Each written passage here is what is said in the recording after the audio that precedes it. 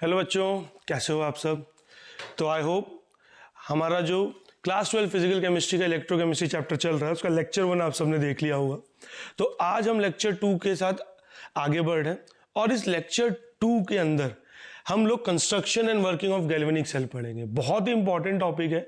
ये मत समझना कि आज का लेक्चर सर फिर से पूरा थियोरिटिकल सा हो गया, क्योंकि अगर इस थ्योरी के बारे में आपको नहीं पता होगा तो न्यूमेरिकल और जो कॉन्सेप्चुअल क्वेश्चन आगे आने वाले हैं उसमें आप कुछ भी नहीं कर पाओगे।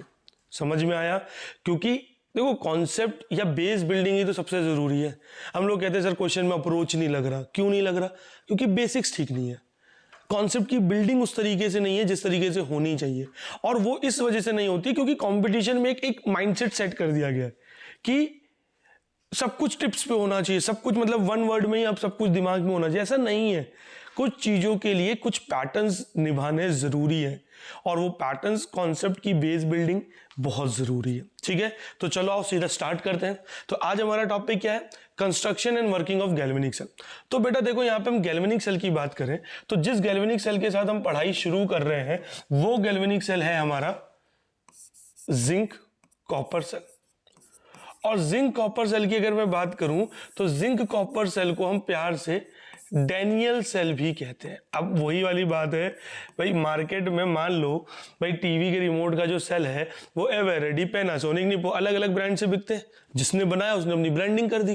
तो वैसे जिंक कॉपर सेल को बनाने वाले डैनियल थे, बट क्योंकि डैनियल ने गैल्वेनिक सेल के ही कॉन्सेप्ट को यूटिलाइज किया था तो डैनियल के नाम पे पढ़े या गैल्वेनिक के नाम पे पढ़े किया जाता है। तो हमने गैल्वेनिक के नाम पे चेप दे दें, चेप दिया। अब बात हो गई जिंक कॉपर सेल है, यहां पे गैल्वेनिक सेल पढ़ना है। गैल्वेनिक सेल का बेस मैं फिर बता देता हूं। यहां पर हम केमिकल एनर्जी को यूज करके इलेक्ट्रिकल एनर्जी प्रोड्यूस करेंगे, बिजली पैदा करनी है। और इलेक्ट्रिसिटी के कंडक्शन के लिए आई होप सबको पता होगा, जहां पर भी फ्री मोबाइल इलेक्ट्रॉन फ्लो करेंगे वहां इलेक्ट्रिसिटी का कंडक्शन हो जाएगा। इट मींस ये जो सेटअप आपको दिख रहा है, इस सेटअप के अंदर अगर मैं सर्किट में फ्री मोबाइल इलेक्ट्रॉन्स को फ्लो करवा दूं तो बिल्कुल यहां पर बिजली पैदा हो जाएगी, इलेक्ट्रिसिटी कंडक्शन होगा। तो कैसे होगा आओ देखते हैं। अब देखो, यहां पे दो एलिमेंट है, एक है जिंक और एक है कॉपर। सो बहुत नॉर्मल सी बात है, मेरा एक इलेक्ट्रोड इनमें से किसी जिंक का बनेगा या कॉपर का, या जो मेरा कैथोड होगा वो जिंक का बनेगा या कॉपर का। तो ये कैसे पता चले कि भाई मेरा कौन सा एलिमेंट कौन सा इलेक्ट्रोड का फॉर्मेशन करेगा? तो एक छोटी सी चीज समझते हैं। हमने कल दो कॉन्सेप्ट पढ़े थे, एक स्पॉन्टेनियस प्रोसेस और एक रिडॉक्स। तो मैंने कहा उन्हीं में से एक से हेल्प मांगते हैं। तो जैसे ही मैंने स्पॉन्टेनियस प्रोसेस से हेल्प मांगी तो स्पॉन्टेनियस प्रोसेस ने हमको यह बताया क्योंकि जिंक मोर रिएक्टिव है, मोर रिएक्टिव है कॉपर से, क्योंकि जिंक ज्यादा रिएक्टिव है कॉपर से, तो जिंक क्या करेगा? अपने आप को फटाफट से Zn+2 में कन्वर्ट करने के लिए रिएक्शन को स्पॉन्टेनियसली इनिशिएट कर देगा कि नहीं। और जैसे ही देखो जिंक ने अपनी रिएक्शन को स्पॉन्टेनियसली इनिशिएट किया, आप देख सकते हो जिंक यहां ऑक्सीडेशन करता पाया गया। क्या करता पाया गया? ऑक्सीडेशन। और ये बात बिल्कुल फिक्स्ड होती है कि जो एनोड होता है, ठीक है, वहां पे ऑक्सीडेशन को ही प्रोसेस किया जाता है और कैथोड पे रिडक्शन को। एनोड और कैथोड का डिफरेंशिएशन ही ऐसे किया जाता है, जहां ऑक्सीडेशन हो जाए उस जगह को एनोड मानो, जहां रिडक्शन हो रहा है उस जगह को प्रोसेस करो एज अ कैथोड। तो वही यहां से मेरे को क्या समझ में आया, मैं इसको हटा रहा हूं, बाद में लिखेंगे, ठीक है, बस समझाने के लिए था कि आपका जब स्पॉन्टेनियस प्रोसेस की आपने यहां पर हेल्प ली तो मुझे पता चला जो जिंक है वो कॉपर से ज्यादा रिएक्टिव है, इस वजह से वो कॉपर से जल्दी रिएक्ट करेगा और दो इलेक्ट्रॉन लूज करके खुद को Zn+2 में कन्वर्ट करेगा। इट मींस मेरा जो एनोड बनना चाहिए वो जिंक का, तो कैथोड किसका होगा? कॉपर का। अब अगर एनोड मेरा जिंक का है तो उसी से मिलता जुलता सॉल्यूशन ZnSO4 मैं यहां पर लूंगा और कॉपर से मिलता जुलता सॉल्यूशन CuSO4 यहां पर लिया जाएगा। इतना आया समझ में? ठीक।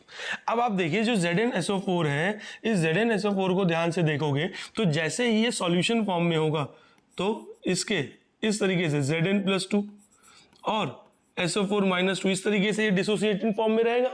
और यही जो CuSO4 है, CuSO4 की अगर हम बात करेंगे तो ये Cu+2 और SO4 -2 की फॉर्म में रहेगा, क्योंकि कोई भी इलेक्ट्रोलाइट एक्वस सॉल्यूशन में आयंस में डिसोसिएट हो जाता है। अब हो क्या रहा है बेटा, ध्यान से समझना, ध्यान से देखो।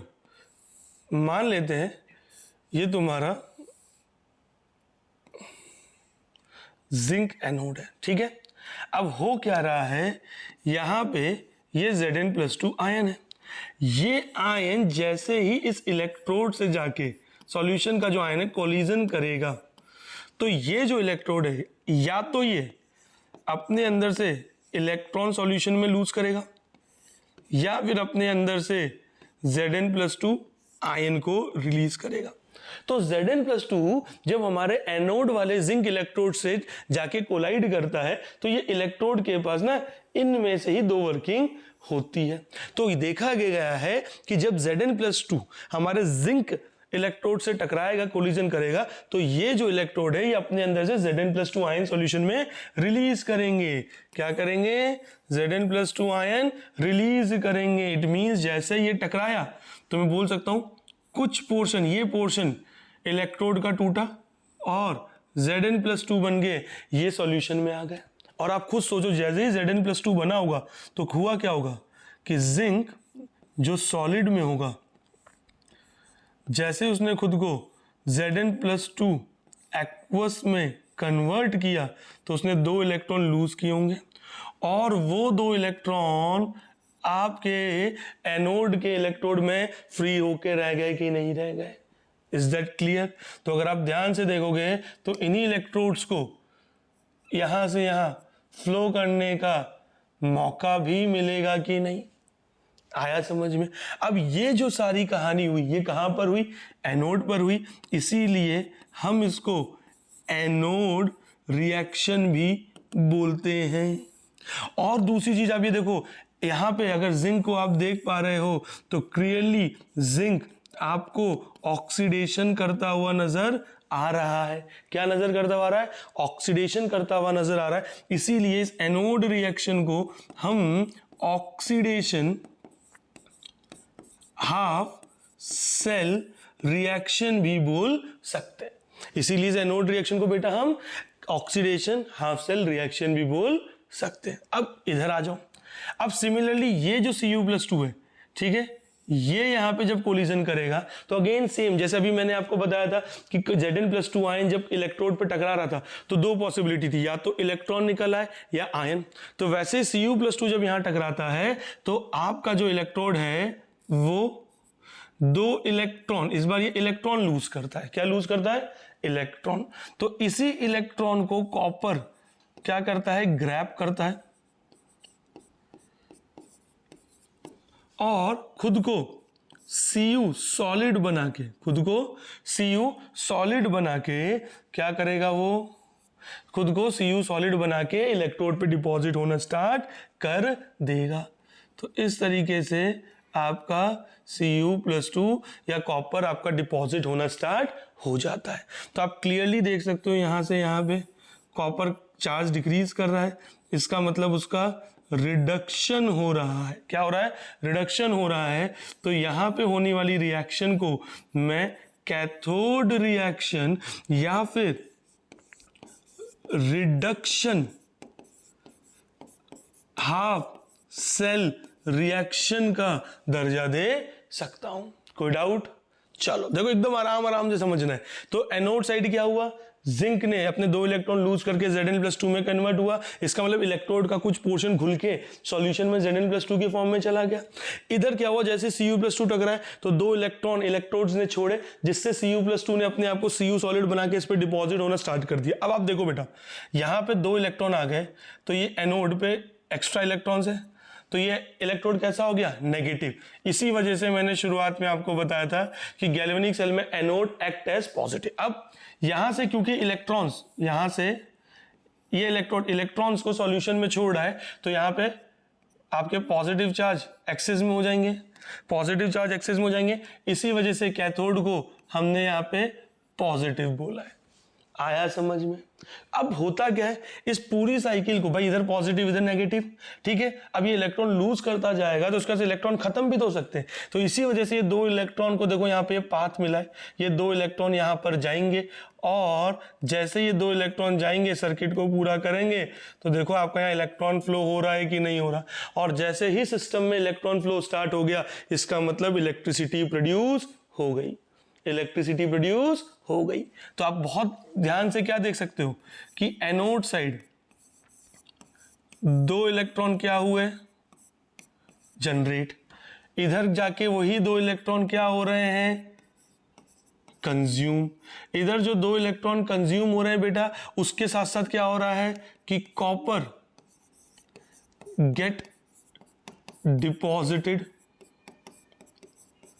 ऑन इलेक्ट्रोड, कॉपर हमारा इलेक्ट्रोड पर क्या हो रहा है, डिपॉजिट हो रहा है। तो देखो पूरी साइकिल समझ में आई कि नहीं आई कि जिंक साइड से दो इलेक्ट्रॉन फ्लो करके कैथोड साइड गए। तो इलेक्ट्रॉन का कोई फ्लो पूछे हमसे, अगर कोई पूछे कि बताओ इलेक्ट्रॉन का फ्लो गैल्वेनिक सेल में कहां होता है तो आप बोलोगे एनोड टू कैथोड।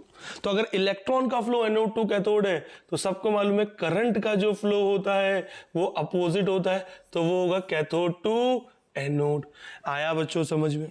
सब कुछ अच्छा चल रहा है, सब कुछ तुम्हारे दिमाग में जा रहा है, कोई दिक्कत नहीं है, समझ रहे हो, कोई दिक्कत नहीं है, सब कुछ बढ़िया चल रहा है, ईच एंड एवरीथिंग, ठीक है, you are getting it properly. बात यहां पर एक तुम्हारे दिमाग में आनी चाहिए कि यार मेरे पास जैसे जैसे Zn+2 सॉल्यूशन में जाएगा तो यहां पे मेरे पास एक टाइम के बाद lots of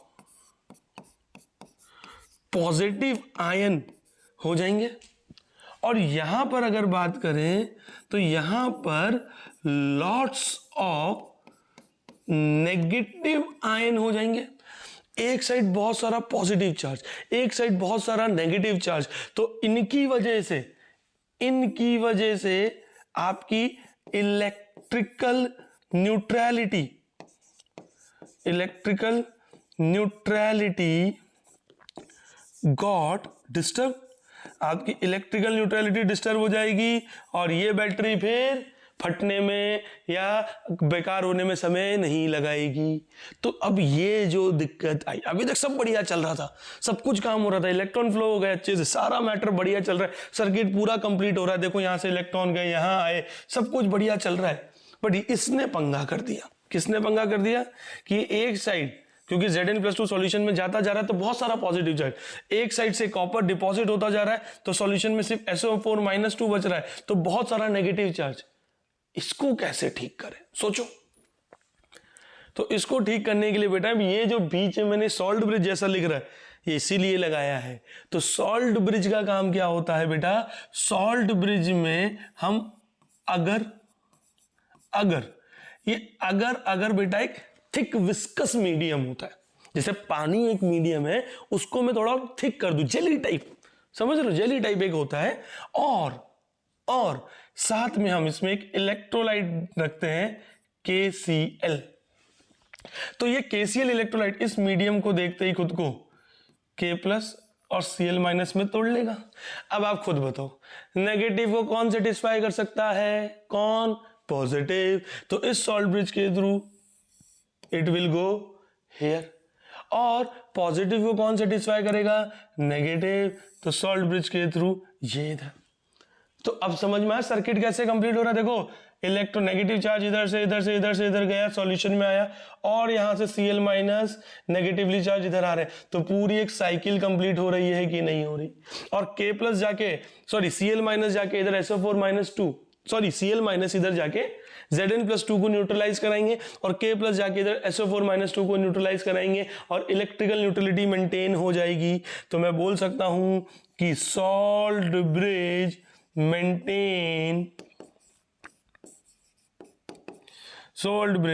maintain electrical neutrality.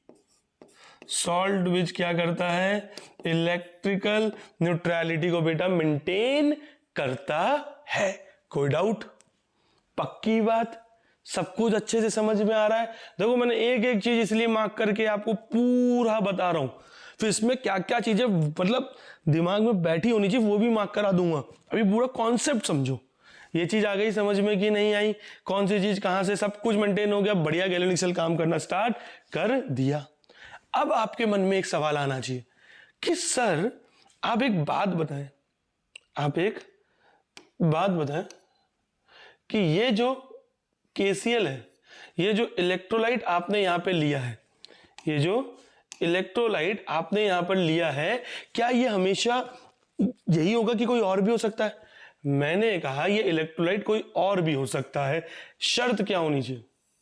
ये इलेक्ट्रोलाइट कोई और भी हो सकता है, शर्त ये होनी चाहिए कि जो भी इलेक्ट्रोलाइट यहां पर हम यूज करें, जो भी इलेक्ट्रोलाइट यूज करें, इट शुड बी 1:1, हमेशा 1:1 का होना चाहिए। क्यों? क्योंकि 1:1 का होगा तभी उसकी डिसोसिएशन स्पीड सेम होगी। डिसोसिएशन स्पीड क्या होगी? इक्वल होगी। आप खुद सोचो, MgCl2 ले लो, ले लिया तुमने, तोड़ दो, तोड़ दिया तुमने, 1 Mg+2 2 Cl- मिलेंगे। अब एक कैटायन के बदले 2 एनायन, तो जब वो जाएंगे रेस्पेक्टिव जगह न्यूट्रलाइज कराने, तब भी दो वो जो न्यूट्रलाइजेशन होगा वो सेम अमाउंट में होगा क्या? दिक्कत बनी रहेगी। इसी वजह से इलेक्ट्रोलाइट हमेशा 1:1 का लेना है। क्यों? क्योंकि उनकी डिसोसिएशन स्पीड इक्वल होनी चाहिए। सो इस तरीके से बेटा पूरा गैल्वेनिक सेल आपके सामने काम करता है। समझ में आया कि नहीं? तो कुछ नहीं करना है, पूरा अच्छे से करना और बाहें फैला के इस पूरे कॉन्सेप्ट को अपने अंदर लाने देना है। ठीक है कि भैया आओ समाओ हमारे अंदर, क्योंकि ये जो पूरा पेज आपके सामने लिख दिया मैंने, इसी से न्यूमेरिकल सॉल्व होंगे। इन्हीं डाटा को यूज करके आप कॉन्सेप्चुअल क्वेश्चन पे हिट करोगे। ठीक है, तो बहुत सिंपल सी चीज। अब इंपॉर्टेंट क्या क्या ध्यान रखना है, देखो यही जो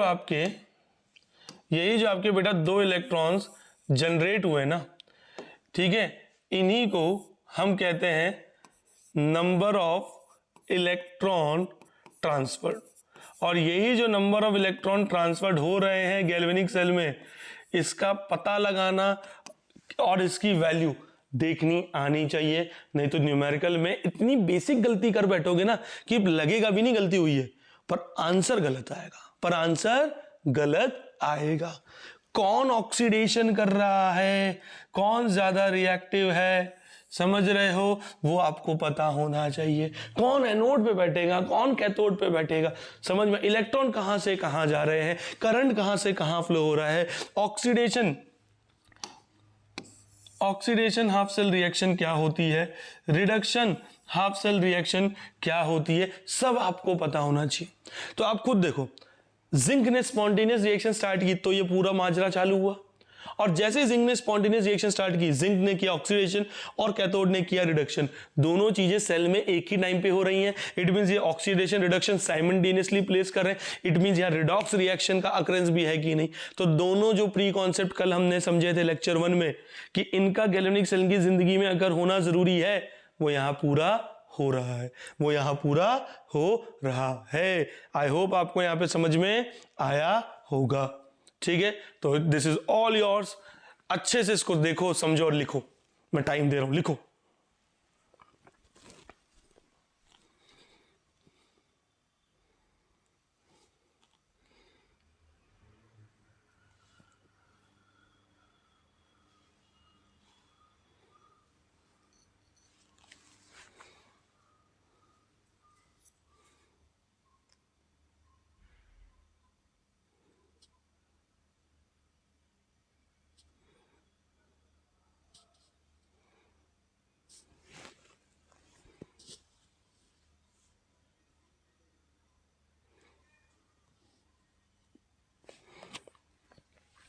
आई होप लिख लिया होगा सबने। ठीक है, और अच्छे से समझने पे ज्यादा अपन को क्या करना है, वो करना है। ठीक है, कोई डाउट? कूल, चलो बहुत अच्छा।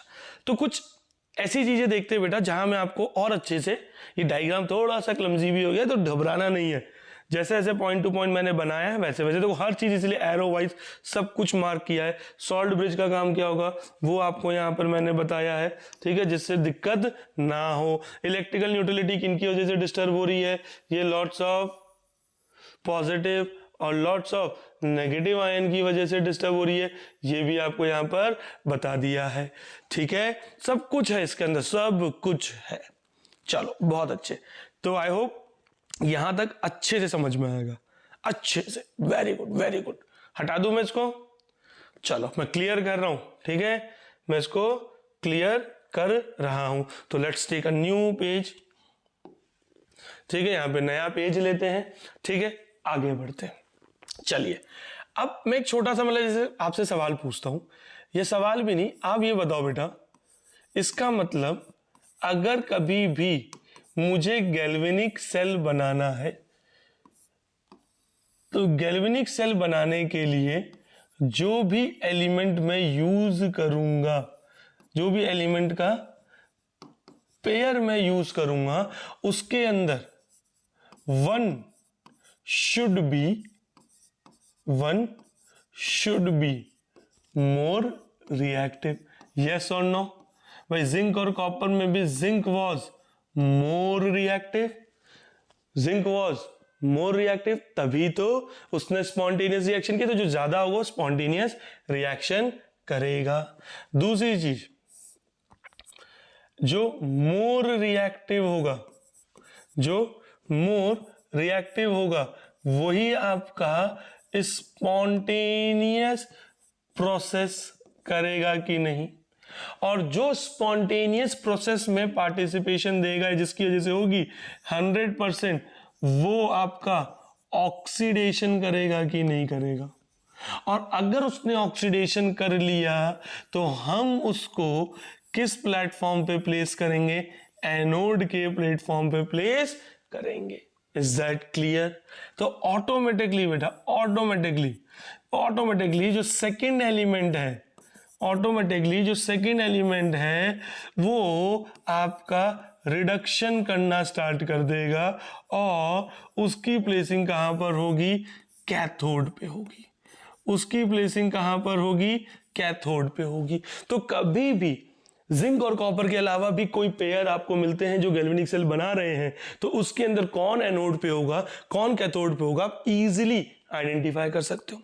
अगर ऑक्सीडेशन हुआ होगा तो आपका इलेक्ट्रॉन लूज हुआ होगा, और रिडक्शन हुआ होगा तो अभी हमने देखा है तो वो इलेक्ट्रॉन गेन हुआ होगा। तो यही जो इलेक्ट्रॉन लूज और इलेक्ट्रॉन गेन है, अब ये सिस्टम में एक साथ हो रहे हैं, तो मैं ऐसे बोल सकता हूं एनोड जो इलेक्ट्रॉन छोड़ेगा वही तो कैथोड साइड जाएंगे, ठीक है, तो वही डिमांड और सप्लाई, ठीक है, इधर इलेक्ट्रॉन गेन की डिमांड उठी, उसने इलेक्ट्रॉन छोड़ा, तो इसी को हम कहते हैं नंबर ऑफ इलेक्ट्रॉन ट्रांसफर्ड। तो देखो वहां जो आपको मैंने थोड़ा क्लमजी हो रहा था, उसमें से मेन मुद्दों को मैं यहां लिख दे रहा हूं, नंबर ऑफ इलेक्ट्रॉन ट्रांसफर्ड। और ऑलवेज रिमेंबर ये जो n की वैल्यू होती है, ठीक है, तो नंबर ऑफ इलेक्ट्रॉन ट्रांसफर हमेशा क्या होनी चाहिए, इक्वल होनी चाहिए। अब ऐसा नहीं कि भाई एक ने तो 2 इलेक्ट्रॉन छोड़े, सामने वाला एक ही इलेक्ट्रॉन एक्सेप्ट कर रहा है, तो n की वैल्यू क्या लोगे, कंफ्यूजन हो गया ना। तो n की वैल्यू हमेशा एक ही होगी। तो जब भी अगर इलेक्ट्रॉन्स गेन और लूज में बराबर नहीं है तो करने पड़ेंगे। वो कैसे, वो तो मैं सिखाऊंगा, वो कैसे that I will tell you, but ध्यान ये रखना है। Is that clear? Very good. ये सब मामला सब हो जाएगा, तब जाके हम देखेंगे इलेक्ट्रॉन का फ्लो एनोड से कैथोड की तरफ है, इलेक्ट्रॉन का फ्लो एनोड से कैथोड की तरफ है, करंट का फ्लो आपका कैथोड टू एनोड की तरफ है कि नहीं। और उसके बाद अगर हम बात करें सेल में, अगर इलेक्ट्रिकल न्यूट्रलिटी डिस्टर्ब्ड, अगर इलेक्ट्रिकल न्यूट्रलिटी डिस्टर्ब्ड तो हम क्या बोलेंगे, मेंटेन इट बाय, इसको मेंटेन कौन करेगा, मेंटेन बाय सॉल्ट ब्रिज। तो इसको सॉल्ट ब्रिज की हेल्प से हम मेंटेन करेंगे कि नहीं करेंगे। आया समझ में? तो आप खुद देखो, जो अभी मैंने वहां आपको पढ़ाया था वो सारी चीजें एक बेसिक ज्ञान की बात, इसको हम क्या बोल सकते हैं, ज्ञान की बात बाय रोहित सर। ज्ञान की बात बाय रोहित सर। जो भी हमने पढ़ा है उसको समराइज कर लिया है, जो भी पढ़ा उसको समराइज कर लिया है। तो आई होप ये समझ में आ गया होगा। पक्की बात? कोई डाउट? Very good. अब आगे बढ़ते हैं, अब थोड़ा आगे बढ़ते हैं। ठीक है, अब देखो हमने ये इतनी सारी बातें समझ ली। इससे पहले अगर मैं आपको वापस लेके चलूं तो देखो ये पूरा कंस्ट्रक्शन और वर्किंग हमने पढ़ लिया। पढ़ा कि नहीं पढ़ा? पर वही बात है बेटा, जब भी कहीं पे गैल्वेनिक सेल लिखने की बारी होगी, समझाने की बारी होगी, इतना बड़ा बड़ा आप डायग्राम ड्रॉ करके, इतनी सारी मार्किंग्स करके, बहुत क्लमजी, बहुत मुश्किल काम है ना। और हम आलसी हैं। मैं तो बोलता हूं बच्चों को आलसी होना चाहिए, क्योंकि आलसी बच्चा ही ऐसे ऐसे रास्ते ढूंढता है जो चुटकियों में काम हो जाता है। जैसे हमारे इंजीनियरिंग में बोला जाता था कि भाई साहब हम साल भर नहीं पढ़ते थे, पर एग्जाम आने से एक दिन पहले पता नहीं इंजीनियर्स को भगवान ने ऐसी कौन सी ताकत दी है, सुपर पावर दी है, हम एक रात में पूरी बुक पढ़ जाते थे। और उसमें भी पूरी बुक पढ़ने के इतने डिफरेंट डिफरेंट एंगल ढूंढ लेते थे कि पता ही नहीं चलता था कि बुक इतनी मोटी मोटी खत्म कर ली। तो क्योंकि आलसी थे, तो आलसी लोग अब एंड टाइम पे जाके ही जागेंगे। तो जागने के बाद वो जो रास्ते ढूंढते हैं ना, वो ऐसे भयंकर रास्ते होते हैं कि देखने वाला भी देखता है, अरे क्या बात है। तो ये उसी प्लेटफॉर्म पे काम। मैं चाहता हूं आलसी रहो, पर रास्ता ऐसा ढूंढो, जब ढूंढो कि हाँ, रास्ता ऐसा ढूंढो कि मजे आ जाए। समझ में आया? बट अगेन मैं बोलूंगा कि तुम्हारी जो उम्र है वहां पर मेरे को बोलने में ठीक है, आलस अच्छा है, स्मार्ट वर्किंग देता है, बट फिर भी हार्ड वर्किंग बहुत जरूरी है। ठीक है, हम लोग ये बातें इसलिए बोल पाते हैं क्योंकि हम इंजीनियरिंग में जब चले गए, बीटेक कर रहे थे, तो वहां हमने अपनी लाइफ में कुछ अचीव कर लिया था, तो उसका एक कॉन्फिडेंस था, और तुम अभी उस अचीवमेंट के पाथ पे हो। समझ में आया? तो हार्ड वर्किंग जरूरी है, बट यस, अगर हार्ड वर्किंग भी स्मार्ट हो तो फिर मजे ही मजे। ठीक है, आजकल चल भी रहा है मजे ही मजे। चल रहा है कि नहीं चल रहा? चलो बहुत बढ़िया। तो अब अपन आगे बढ़ते हैं, और आगे बढ़ेंगे तो अब हम देखेंगे रिप्रेजेंटेशन। अब हम क्या देखेंगे? Representation of galvanic cell. क्या देखेंगे? Representation of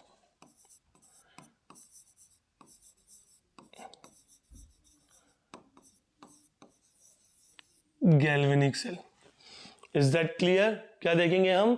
representation of galvanic cell देखेंगे। तो सबसे पहला इसमें आता है बेटा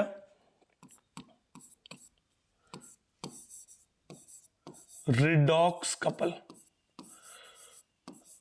सबसे पहला इसमें आता है रिडॉक्स कपल। कौन आता है? Redox couple. अब रिडॉक्स कपल क्या होता है? रिडॉक्स कपल क्या होता है? बहुत सिंपल सी बात है। रिडॉक्स मतलब दो नाम छुपे, रेड रिडक्शन, ऑक्स ऑक्सीडेशन। तो हमने देखो सेल जब पूरा पढ़ा था, फिर ले जाऊं तुम्हें, ओहो देखो ये ऑक्सीडेशन रिएक्शन और cathode reaction, oxidation reduction reaction, यही तो एक दूसरे कपल है, पेयर है। तो इन्हीं की बात यहां पर हो रही है, यही की बात यहां पे हो रही है। तो जब भी आपसे ये पूछा जाए तो you have to just right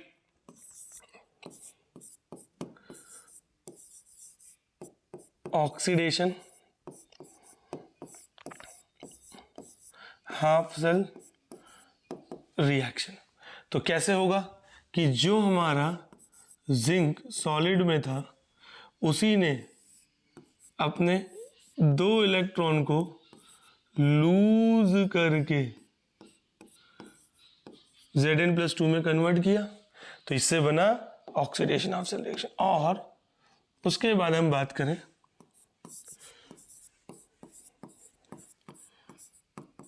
reduction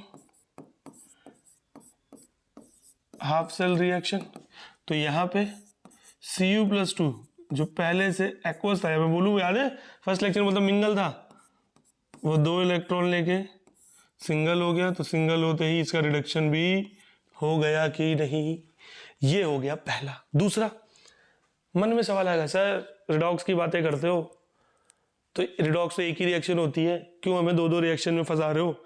मैंने कहा अच्छा तो एक काम करो, दोनों को जोड़ लो। जैसे ही दोनों को जोड़ोगे तो आपके पास क्या बनेगा, एक नेट सेल रिएक्शन। तो नेक्स्ट रिप्रेजेंटेशन जो है वो क्या है, नेट सेल रिएक्शन। क्या है, नेट सेल रिएक्शन। जोड़ दो। तो बताया था, याद करो, रिडॉक्स में इसीलिए ये रिएक्शन ली थी जिससे अब दिमाग में क्लिक करना स्टार्ट कर जाए।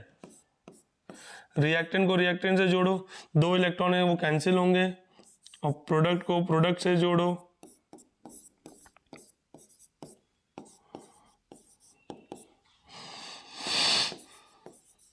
ये देखो आप, क्लियर। अब आपको क्लियरली यहां से पता चलेगा, जिंक को अगर आप देखोगे Zn से Zn+2 जा रहा है, 2 इलेक्ट्रॉन लूज किए तो ऑक्सीडेशन, जो ऑक्सीडेशन करता है वो एनोड। Cu+2 से Cu जा रहा है, इसका मतलब 2 इलेक्ट्रॉन गेन, जो गेन करता है रिडक्शन वाला कैथोड। सारी इंफॉर्मेशन मिल रही है, very good. Now the most important one, the third one is, जिसको हम बोलते ही सेल रिप्रेजेंटेशन है, हम इसको बोलते ही सेल रिप्रेजेंटेशन है। तो वही जो बातें अभी देखो मैंने आपको स्लाइड 2 में समझाई थी, कि जहां मैंने बोला था कि देखो ऑक्सीडेशन वाला एनोड, रिडक्शन वाला कैथोड, उसी चीज को मैं आपके लिए ट्रिक में बाइंड कर देता हूं, और वो ट्रिक है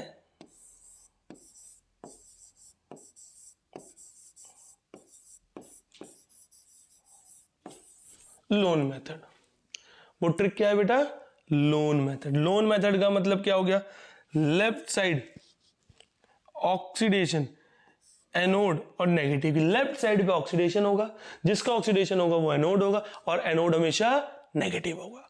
तो इसी चीज को ध्यान रखना है। तो देख लीजिए, अगर हम वहां पे बात करें तो हमारे सॉल्यूशन को डिफरेंशिएट कौन करता है, सॉल्ट ब्रिज।